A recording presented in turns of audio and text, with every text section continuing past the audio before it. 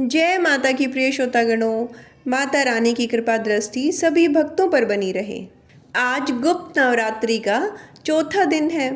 गुप्त नवरात्रि के चौथे दिन महाविद्या, माँ भुवनेश्वरी देवी और माँ कुष्मांडा की पूजा की जाती है।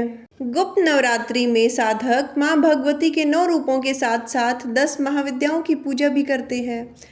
खास तौर पर जो लोग तंत्र साधना करते हैं वे गोपनीय तरीके से गुप्त नवरात्रि में 10 महाविद्याओं की पूजा करते हैं और गुप्त नवरात्रि के चौथे दिन महाविद्या माँ भुवनेश्वरी देवी की पूजा की जाती है। माँ भुवनेश्वरी 10 महाविद्याओं में चतुर्थ स्वरूप विद्या मानी जाती है। माँ भुवनेश्वरी को तीनों लोकों की ईश्वरी माना जाता है। माँ भुवनेश्वरी साक्षात पूरे संसार को धारण करती है और इसका पालन पोषण करती है। माँ भुवनेश्वरी को जगत माता और जगत धात्री के नाम से भी पुकारा जाता है। माँ भुवनेश्वरी आकाश, वायु, पृथ्वी, अग्नि और जल का निर्माण करती है। शास्त्रों में माँ भुवनेश्वरी को मूल प्रकृति कहते हैं। शास्त्रों में वर्णन मिलता है कि माँ भुवनेश्वरी भगवान शिव के वाम भाग में सदैव विराजमान रहती है और इनकी पूजा करने से अपार ऐश्वर्य की प्राप्ति होती है। जीवन की सभी समस्याएं दूर हो जाती हैं। माँ भुवनेश्वरी की पूजा करने वाले भक्तों की सभी मनोकामनाएं बहुत शीघ्र पूरी हो जाती हैं। माँ भुवनेश्वरी को शक्ति और सृष्टि कर्म में महालक्ष्मी स्वरूप माना जाता है। आदि शक्ति भगवती माँ भुवनेश्वरी भगवान शिव की सभी लीलाओं में उनकी सहचरी है, सदा उनके साथ साथ रहती है। माँ भुवनेश्वरी का स्वरूप बहुत ही सौम्य है और इनके समस्त अंग कांति से परिपूर्ण है। यह अपने सभी भक्तों को अभय और समस्त सिद्धियां प्रदान करती है। देवी पुराण में बताया गया है कि मूल प्रकृति का दूसरा नाम भुवनेश्वरी है। माँ भुवनेश्वरी के श्री अंगों से प्राप्त काल के सूर्य के समान आभा निकलती है। माँ अपने मस्तक पर चंद्रमा का मुकुट धारण करती हैं। इनके 3 नेत्र हैं और इनके मुख पर हमेशा मुस्कान छाई रहती है। माँ भुवनेश्वरी देवी की भुजाओं में पाश, अंकुश, वरद तथा अभय मुद्रा विराजमान रहती है। गुप्त नवरात्रि में माँ भुवनेश्वरी की पूजा करने के लिए सबसे पहले स्नान करने के बाद स्वच्छ वस्त्र धारण करें। आज के दिन लाल या फिर हरे और नारंगी रंग के वस्त्रों का प्रयोग कर सकते हैं। किसी एकांत कमरे में या अपने घर के पूजा कक्ष में पूर्व दिशा की ओर मुंह करके बैठ जाएं। पूजा करने के लिए हमेशा ऊनी आसन का ही प्रयोग करें। अब अपने सामने एक लकड़ी की चौकी पर साफ वस्त्र बिछाकर उस पर गंगाजल छिड़क कर शुद्ध कर लें। अब एक प्लेट रखें, उस पर रोली से त्रिकोण का निर्माण करें। अब इस त्रिकोण में अक्षत भर दें और अब इन अक्षतों का सिद्ध प्रमाण प्रतिष्ठित युक्त भुवनेश्वरी यंत्र की स्थापना करें। भुवनेश्वरी यंत्र के समक्ष अक्षत की 10 ढेरियां बनाएं और इन ढेरियों के ऊपर क्रमशः एक एक लघु नारियल स्थापित करें। इन सभी लघु नारियलों पर क्रमशः रोली का तिलक लगाएं। इसके बाद भुवनेश्वरी यंत्र के समक्ष शुद्ध घी का दीपक प्रज्वलित करें और यंत्र का पूजन करें। ध्यान रखें, अब दोनों हाथ जोड़कर माँ भुवनेश्वरी का सच्चे मन से ध्यान करते हुए धूप, दीप, अक्षत, पुष्प आदि से पूजा करें। फिर भुवनेश्वरी महाविद्या मंत्र जप करें। मंत्र का जप हमेशा सफ़ेद हकीक की माला से ही करना चाहिए। यदि आप मंत्र का जप नहीं कर सकते तो आप केवल सच्चे मन से माँ भगवती से, महाविद्या माँ भुवनेश्वरी से प्रार्थना करके उनसे अपनी मनोकामना पूर्ति की प्रार्थना करें। उनका ध्यान कर सकते हैं। अगर आप चाहें तो माँ भुवनेश्वरी की पूजा किसी शिव मंदिर में जाकर भी कर सकते हैं। इसके लिए सबसे पहले किसी भी शिव मंदिर में जाकर षोडशोपचार द्वारा माँ भगवती भुवनेश्वरी का पूजन करें। अब गाय के घी का दीपक जलाएं, कपूर और धूप जलाएं। माँ भुवनेश्वरी को सफ़ेद पुष्प, चंदन, अक्षत और इत्र अर्पित करें। दूध और शहद अर्पित करें। साथ ही माँ भुवनेश्वरी को मावे का या मावे से बनी मिठाई का भोग लगाएं। इसके बाद आप श्री ओम भूमेश्वराय नमः मंत्र का 108 बार जप करें। माँ भुवनेश्वरी की पूजा संपन्न करने के बाद माँ को चढ़ाए गए भोजन को किसी भी सुहागिन महिला को आप दे सकते हैं। और अगर ऐसा करना संभव ना हो तो आप माँ पार्वती के चरणों में भी इस प्रसाद को अर्पित कर सकते हैं। यदि आप ऐश्वर्य प्राप्त करना चाहते हैं तो माँ भुवनेश्वरी पर रात रानी का इत्र अर्पित करें। पारिवारिक समस्याओं को दूर करने के लिए माँ भुवनेश्वरी को 12 सफ़ेद पुष्प अर्पित करें। यदि आपकी कोई विशेष मनोकामना है, उसकी पूर्ति आप चाहते हैं, तो आप माँ भुवनेश्वरी पर चढ़े हुए अक्षतों को अपने घर के किसी सुरक्षित स्थान पर रख दें। मनोकामना पूर्ति होने के बाद उन अक्षत को आप जल में विसर्जित कर दें। माँ भुवनेश्वरी की पूजा में कुछ बातों का ध्यान रखना भी आवश्यक है। महाविद्या माँ भुवनेश्वरी की उपासना करने के लिए उपासक को सिद्ध प्राण प्रतिष्ठित भुवनेश्वरी यंत्र, सफ़ेद हकीक या रुद्राक्ष की माला, 10 लघु नारियल, ये तीनों चीज़ें होना अति आवश्यक है। लघु नारियल का वास्तुशास्त्र में विशेष महत्व बताया गया है। दरअसल जो छोटे नारियल होते हैं उन्हें ही लघु नारियल कहते हैं। लघु नारियल को पूजा घर में रखना बहुत शुभ माना जाता है। लघु नारियल की पूजा करने से घर में धन संबंधी समस्याएं दूर हो जाती हैं। माँ भुवनेश्वरी की साधना हमेशा सुबह 4 से 6 के बीच या रात को 1:15 बजे के बाद ही करनी चाहिए। माँ की पूजा करने के बाद भुवनेश्वरी कवच का पाठ अवश्य करना चाहिए। माँ भुवनेश्वरी की यह साधना 11 दिनों की होती है। जो तांत्रिक लोग होते हैं उनके लिए यह नियम है, लेकिन जो लोग केवल गुप्त नवरात्रि के बहुत ही सरल आसन विधि से व्रत रखते हैं, उन्हें केवल सरल विधि से माँ भुवनेश्वरी की पूजा बाकी दिनों की तरह करनी चाहिए। माँ भुवनेश्वरी की साधना करते समय उपासक को पूरी आस्था के साथ सभी नियमों का पालन करना चाहिए। साधक को माँ भुवनेश्वरी की साधना उपासना से जुड़ी सभी जानकारियों को पूर्ण रूप से गोपनीय रखना चाहिए, अर्थात गुप्त रखना चाहिए, नहीं तो पूजा सफल होना मुश्किल हो सकता है। 11 दिनों के बाद पूजा संपन्न करने के बाद भुवनेश्वरी यंत्र को अपने घर के मंदिर या तिजोरी में लाल वस्त्र से बांधकर 1 साल के लिए रख देना चाहिए। पूजा में इस्तेमाल की गई सभी सामग्री को नदी में प्रवाहित कर देना चाहिए या किसी पीपल के नीचे गड्ढा खोदकर दबा देना चाहिए। सामग्री का विसर्जन अगले दिन करना चाहिए। इस प्रकार माँ भुवनेश्वरी की पूजा करने से सभी साधन पूर्ण हो जाते हैं और उनके ऊपर माँ भुवनेश्वरी की असीम कृपा सदैव बनी रहती है। माँ भुवनेश्वरी की साधना करने से मनुष्य को ज्ञान, धन, सम्मान और प्रतिष्ठा की प्राप्ति होती है। माँ कुष्मांडा अष्टभुजाओं वाली देवी कहलाई है। मान्यता है कि नवरात्रि के चौथे दिन माँ कुष्मांडा की पूजा करके भक्त अपनी सभी मनोकामनाओं को पूरी कर सकता है। भक्तों को सुख सौभाग्य की प्राप्ति होती है। यदि पढ़ने वाले छात्र देवी कुष्मांडा की पूजा करें तो उनके बुद्धि और विवेक में भी वृद्धि होती है। माँ कुष्मांडा भक्तों को रोग, शोक, विनाश से मुक्त करके उन्हें आयु, यश, बल और बुद्धि प्रदान करती है। माँ कुष्मांडा शेर पर सवारी करते हुए प्रकट होती है। अष्टभुजाधारी माँ मस्तक पर रतन जड़ित मुकुट धारण करती हैं और अत्यंत दिव्य रूप से सुशोभित होती हैं। माँ कुष्मांडा ने अपनी अष्टभुजाओं में कमंडल, कलश, कमल, सुदर्शन चक्र, गदा, धनुष, बाण और अक्षयमाला धारण किए हुए हैं। माँ कुष्मांडा का यह रूप भक्तों को जीवन शक्ति प्रदान करने वाला माना गया है। अब सभी भक्तजन माँ कुष्मांडा का ध्यान करते हुए माँ कुष्मांडा के प्रति अपनी अटूट श्रद्धा भक्ति के साथ आइए इस दिव्य और परम पुण्यदायी कथा का श्रवण करते हैं। तो सभी प्रेम से बोलिए माँ कुष्मांडा की जय। किसी देश में सुशील नामक एक निर्धन ब्राह्मण रहा करता था। हर दिन मिलने वाली भिक्षा से ही वह अपने परिवार का पेट पालता था। उसका परिवार बहुत बड़ा था, इसलिए वह प्रातःकाल होते ही भिक्षा मांगने के लिए घर से निकल जाता और शाम होने पर लौट कर आता। फिर देवताओं, पितरों और माँ दुर्गा के साथ ही अतिथियों की पूजा करने के बाद, आश्रित जनों को खिलाने के बाद ही वह खुद भोजन ग्रहण किया करता था। इस प्रकार भिक्षा को वह भगवान का प्रसाद समझकर ग्रहण करता और इतना दुखी होने पर भी वह दूसरों की सहायता के लिए सदा तैयार रहता था।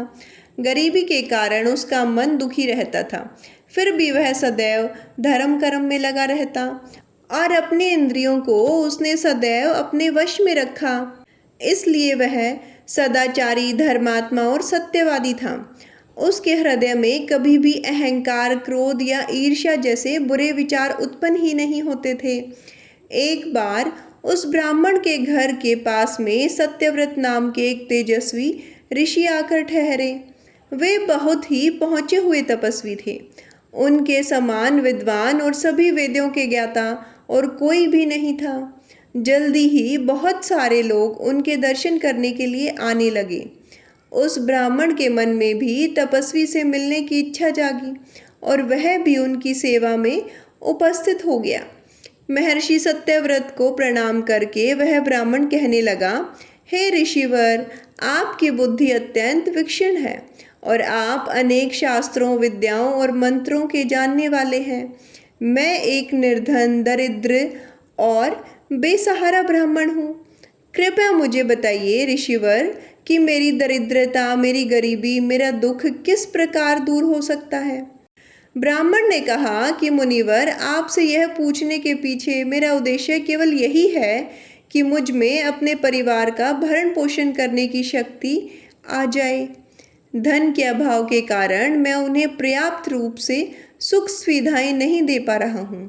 हे दयानिधे, तप, दान, व्रत, मंत्र या कोई ऐसा जप या कोई ऐसा उपाय बताइए जिससे मैं अपने परिवार का पेट अच्छी तरह से भर सकूं और उन्हें सारी सुख सुविधाएं भी दे सकूं।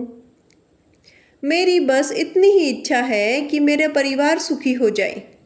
प्रिय श्रोताओं, महर्षि सत्यव्रत ने सुशील ब्राह्मण को भगवती दुर्गा की महिमा बताते हुए कहा, नवरात्रि व्रत करने की सलाह दी। महर्षि सत्यव्रत ने उस ब्राह्मण से कहा कि हे ब्राह्मण, अब मैं तुम्हें माँ कुष्मांडा की कथा सुनाता हूँ। तुम भी अच्छे से मन लगाकर और पवित्र मन से श्रद्धा भक्ति भाव से इस कथा को सुनिएगा।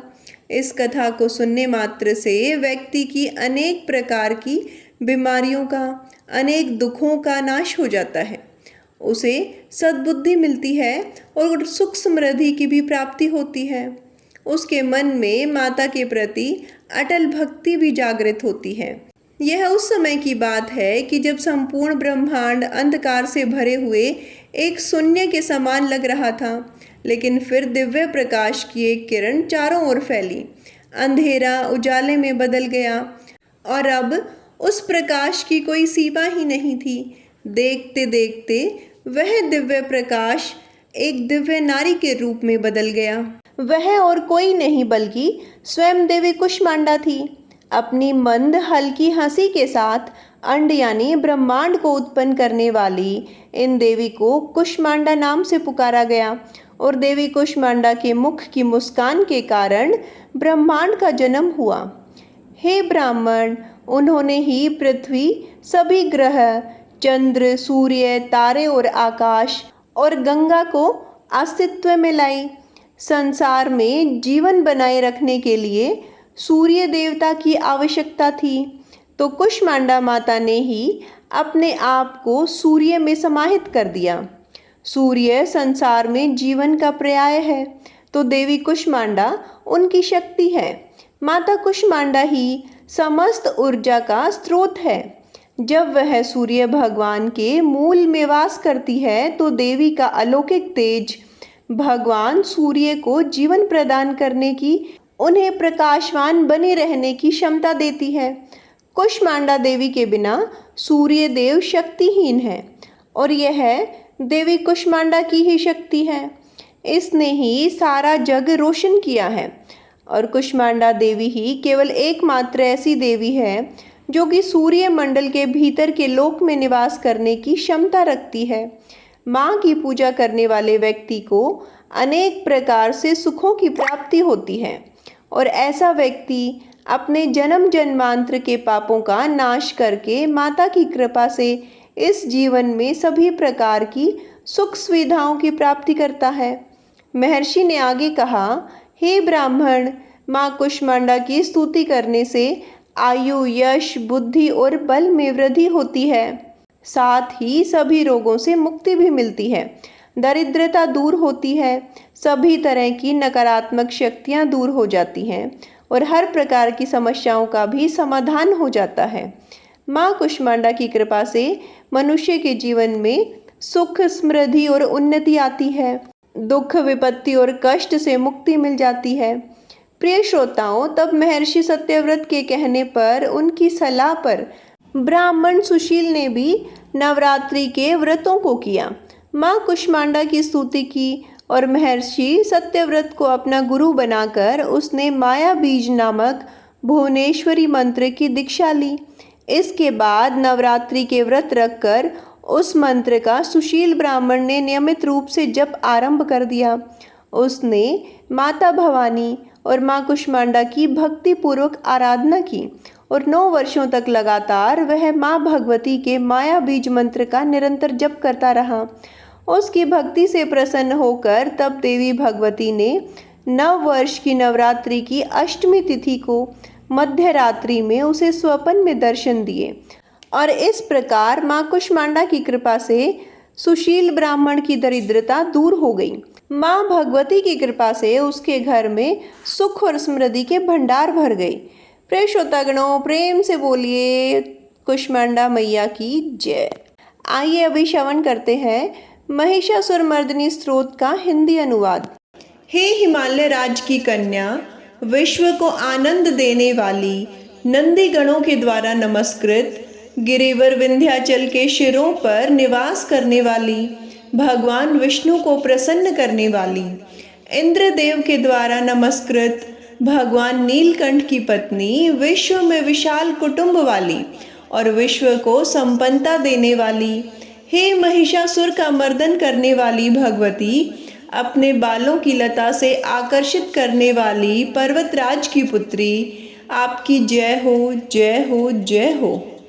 देवों को वरदान देने वाली, दुर्धर और दुर्मुख असुरों को मारने वाली और स्वयं में ही प्रसन्न रहने वाली, तीनों लोकों का पोषण करने वाली, शंकर को संतुष्ट करने वाली, पापों को हरने वाली और घोर गर्जना करने वाली, दानवों पर क्रोध करने वाली, अहंकारियों के घमंड को सुखा देने वाली, समुद्र की पुत्री, हे महिषासुर का मर्दन करने वाली, अपने बालों की लता से आकर्षित करने वाली पर्वतराज की पुत्री, आपकी जय हो, जय हो, जय हो। हे जगत माता, मेरी माँ, प्रेम से कदम्ब के वन में वास करने वाली, हास्य भाव में रहने वाली, हिमालय के शिखर पर स्थित अपने भवनों में विराजित, मधु की तरह मधुर मधु कैटब का मद नष्ट करने वाली, महिष को विदीर्ण करने वाली, सदा युद्ध में लिप्त रहने वाली, हे महिषासुर का मर्दन करने वाली, अपने बालों की लता से आकर्षित करने वाली, पर्वतराज की पुत्री, आपकी जय हो, जय हो, जय हो। शत्रुओं के हाथियों की सूंड काटने वाली और उनके 100 टुकड़े करने वाली, जिनका सिंह शत्रुओं के हाथियों के सर अलग अलग टुकड़े कर देता है, अपनी भुजाओं के अस्त्रों से चंड और मुंड के शीश काटने वाली, हे महिषासुर का मर्दन करने वाली, अपने बालों की लता से आकर्षित करने वाली, पर्वतराज की पुत्री, आपकी जय हो, जय हो, जय हो। रण में मदोमत शत्रुओं का वध करने वाली, अजर अविनाशी शक्तियां धारण करने वाली, प्रमथनाथ अर्थात शिव की चतुराई जानकर उन्हें अपना दूत बनाने वाली, दुर्मति और बुरे विचार वाले दानवों के दूत के प्रस्ताव का अंत करने वाली, हे महिषासुर का मर्दन करने वाली, अपने बालों की लता से आकर्षित करने वाली, पर्वतराज की पुत्री, आपकी जय हो, जय हो, जय हो। शरणागत शत्रुओं की पत्नियों के आग्रह पर उन्हें अभयदान देने वाली, तीनों लोगों को पीड़ित करने वाले, दैत्यों पर प्रहार करने योग्य त्रिशूल धारण करने वाली, देवताओं के दुंदुभी से धुमे धुमे की ध्वनि को सभी दिशाओं में व्याप्त करने वाली, हे महिषासुर का मर्दन करने वाली, अपने बालों की लता से आकर्षित करने वाली, पर्वतराज की पुत्री, आपकी जय हो, जय हो, जय हो। मात्र आपके हुंकार से धूम्र लोचन राक्षस को धुएं के समान भस्म करने वाली, युद्ध में कुपित, रक्त बीज के रक्त से उत्पन्न, अन्य रक्त बीजों का रक्त पीने वाली, शुंभ और निशुंभ दैत्यों की बलि से शिव और भूत प्रेतों को तृप्त करने वाली, हे महिषासुर का मर्दन करने वाली, अपने बालों की लता से आकर्षित करने वाली, पर्वतराज की पुत्री, आपकी जय हो, जय हो, जय हो। युद्ध भूमि में जिनके हाथों के कंगन धनुष के साथ चमकते हैं, जिनके सोने के तीर शत्रुओं को विदीर्ण करके लाल हो जाते हैं और उनकी चीख निकालते हैं, चारों प्रकार की सेनाओं, हाथी, घोड़े, पैदल, रथ का संहार करने वाली, अनेक प्रकार की ध्वनि करने वाले, बटुकों को उत्पन्न करने वाली, हे महिषासुर का मर्दन करने वाली, अपने बालों की लता से आकर्षित करने वाली, पर्वतराज की पुत्री, आपकी जय हो, जय हो, जय हो। देवंगनाओं के तत् तथा थई थई आदि शब्दों से युक्त भाव में नृत्य में मग्न रहने वाली, को कुथ अड़ी विभिन्न प्रकार की मात्राओं वाले, ताल वाले स्वर्गीय गीतों को सुनने में लीन, मृदंग की धूत हुकुट धीमी धीमी आदि गंभीर ध्वनियां सुनने में लिप्त रहने वाली, हे महिषासुर का मर्दन करने वाली, अपनी बालों की लता से आकर्षित करने वाली, पर्वतराज की पुत्री, आपकी जय हो, जय हो, जय हो।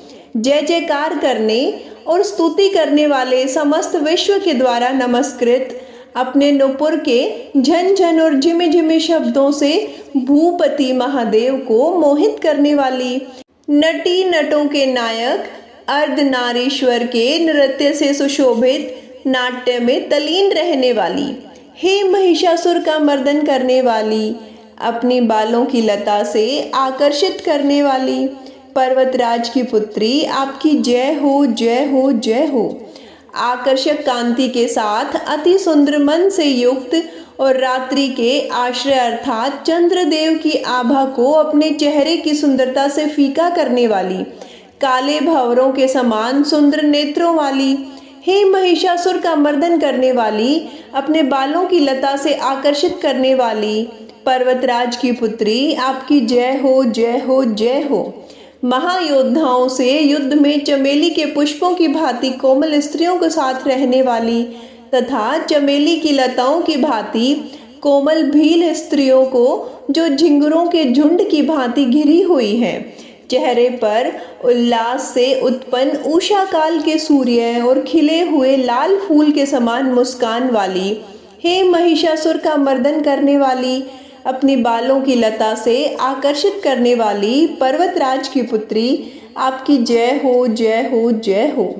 जिसके कानों में अविरल अर्थात लगातार मद बहता रहता है, उस हाथी के समान तेज, हे गजेश्वरी, तीनों लोकों के आभूषण रूप, सौंदर्य, शक्ति और कला से सुशोभित, हे राजपुत्री, सुंदर मुस्कान वाली स्त्रियों को पाने के लिए मन में मोह उत्पन्न करने वाली, मनमथ अर्थात कामदेव की पुत्री के समान, हे महिषासुर का मर्दन करने वाली, अपने बालों की लता से आकर्षित करने वाली, पर्वतराज की पुत्री, आपकी जय हो, जय हो, जय हो। जिनका कमल दल के समान कोमल, स्वच्छ और कांति से युक्त मस्तक है, हंसों के समान जिसकी चाल है, जिनके सभी कलाओं का उद्भव हुआ है, जिनके बालों में भंवरों से घिरे कमुदनी के फूल और बकुल पुष्प सुशोभित हैं, उन महिषासुर का मर्दन करने वाली, अपने बालों की लता से आकर्षित करने वाली, पर्वतराज की पुत्री, आपकी जय हो, जय हो, जय हो। जिनके हाथों की मुरली से बहने वाली ध्वनि से कोयल की आवाज़ भी लज्जित हो जाती है, जो खिले हुए फूलों से रंगीन पर्वतों से विचरती हुई पुलिंद जनजाति के स्त्रियों के साथ मनोहर गीत गाती है, जो सद्गुणों से संपन्न शबरी जाति के स्त्रियों के साथ खेलती हैं, उन महिषासुर का मर्दन करने वाली, अपने बालों की लता से आकर्षित करने वाली, पर्वतराज की पुत्री, आपकी जय हो, जय हो, जय हो। जिनकी चमक से चंद्रमा की रोशनी फीकी पड़ जाए, ऐसे सुंदर रेशम के वस्त्रों से जिनकी कमर सुशोभित है, देवताओं और असुरों के सर झुकने पर उनके मुकुट की मणियों से जिनके पैरों के नाखून चंद्रमा की भांति चमकते हैं, और जैसे सोने के पर्वतों पर विजय पाकर कोई हाथी मदोन्मत्त होता है, वैसे ही देवी के वक्षस्थल कलश की भांति प्रतीत होते हैं। ऐसी हे महिषासुर का मर्दन करने वाली, अपने बालों की लता से आकर्षित करने वाली पर्वतराज की पुत्री, आपकी जय हो, जय हो, जय हो। सहस्त्रों दैत्यों के सहस्त्रों हाथों से सहस्त्रों युद्ध जीतने वाली और सहस्त्रों हाथों से पूजित सुर तारक देवताओं को बचाने वाली, उत्पन्न करने वाली, उनका तारकासुर के साथ युद्ध करने वाली, राजा सुरथ और समाधि नामक वैश्य की भक्ति से समान रूप से संतुष्ट होने वाली, हे महिषासुर का मर्दन करने वाली, बालों की लता से आकर्षित करने वाली पर्वतराज की पुत्री, आपकी जय हो, जय हो, जय हो। जो भी आपके दया में पद कमलों की सेवा करता है, हे कमला, हे लक्ष्मी, वह व्यक्ति कमला निवास अर्थात धनी कैसे न बने। हे शिवे, तुम्हारे पद कमल ही परम पद हैं, उनका ध्यान करने पर भी परम पद कैसे न पाऊं। हे महिषासुर का मर्दन करने वाली, बालों की लता से आकर्षित करने वाली पर्वतराज की पुत्री, आपकी जय हो, जय हो, जय हो। सोने के समान चमकते हुए नदी के जल से जो तुम्हारे रंग भवन में छिड़काव करेगा, वो सची के वक्ष से आलिंगित होने वाले इंद्र के समान सुखानुभूति क्यों न पाएगा। हे वाणी, हे महासरस्वती, तुम में मांगल्य का निवास है, मैं आपके चरणों में शरण लेता हूँ। हे महिषासुर का मर्दन करने वाली, बालों की लता से आकर्षित करने वाली पर्वतराज की पुत्री, आपकी जय हो, जय हो, जय हो। आपका निर्मल चंद्र समान मुख चंद्रमा का निवास है, जो सभी अशुद्धियों को दूर कर देता है। नहीं तो क्यों मेरा मन इंद्रपुरी की सुंदर स्त्रियों से विमुख हो गया है। मेरे मत के अनुसार आपकी कृपा के बिना शिव नाम के धन की प्राप्ति कैसे संभव हो सकती है। हे महिषासुर का मर्दन करने वाली, बालों की लता से आकर्षित करने वाली पर्वतराज की पुत्री, आपकी जय हो, जय हो, जय हो। हे दीनों पर दया करने वाली उमा, मुझ पर भी दया ही कर दो। हे जगत जननी, जैसे तुम दया की वर्षा करती हो, वैसे ही तीरों की भी वर्षा करती हो। इसलिए इस समय जैसा आपको उचित लगे वैसा करो, मेरे पाप और ताप दूर करो। हे महिषासुर का मर्दन करने वाली, अपने बालों की लता से आकर्षित करने वाली पर्वतराज की पुत्री, आपकी जय हो, जय हो, जय हो।